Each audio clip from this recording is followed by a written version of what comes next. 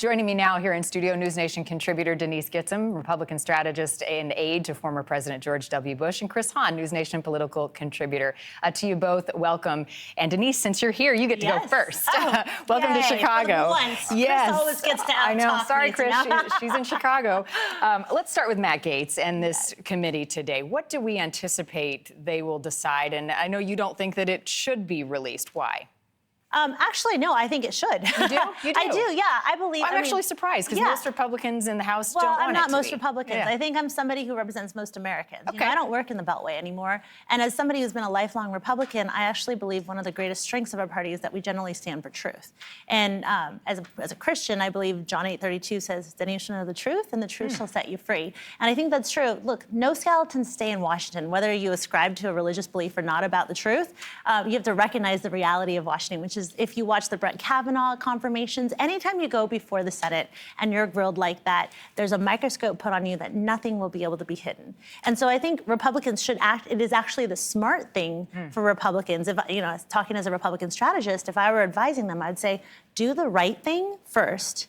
And then also, if you can make it the smart thing, that's even better. And I think the smart thing is to come forward with the truth because it's not going to be hidden. Right. So I want to get to Chris, but why don't you think they're doing that? Why is there so much pushback? I think everyone wants to prove their loyalty to President Trump. But I think that House Republicans were elected and they have a loyalty to our country and to the American people first and foremost. And so I actually think that President Trump, I don't know that he said anything specific about getting, holding back that ethics report. I think it actually behooves him if, in fact, what Matt Gaetz is telling people behind closed doors, which is that there's nothing to hide, there's nothing to see here, move on, right? He's saying there's nothing he's concerned about. If that's true, let's put him to the task because nobody else resigned from Congress when they were announced as nominees of a position, as big as that. Right.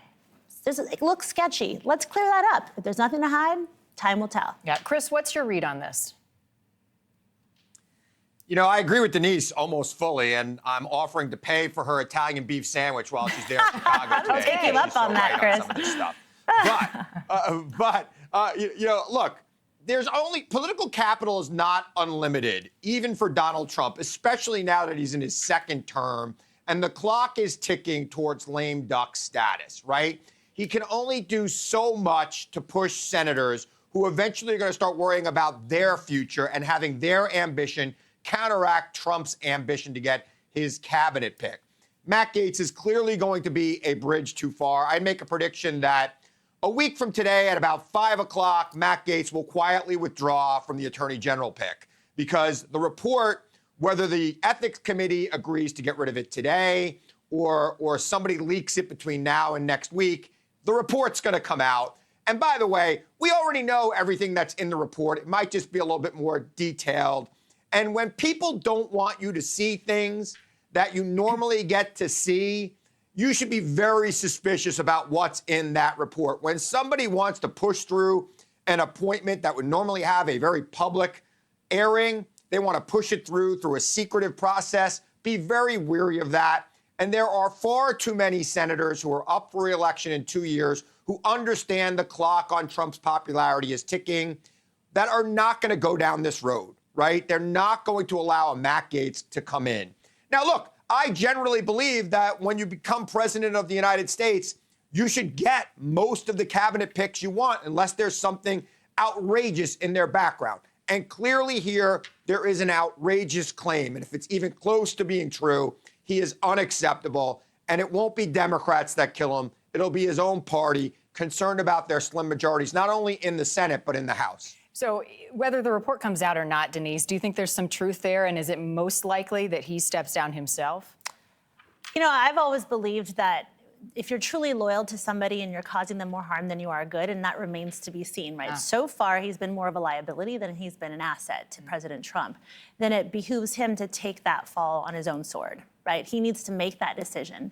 And ego comes into it, right? Yeah, ego does, but if you're there supposedly to serve a president, and that's the role that you would be doing at Department of Justice, then if you're really loyal to that person and you want to see that agenda succeed, then you should get out of the way so that it can, because there's only so much political capital that President Trump has, and if he's trying to push this hard on, two cabinet confirmations, then it may be that people run out of their willingness to let him continue, I wouldn't say bully, but to try to encourage them to do things they might not otherwise want to do. Yeah.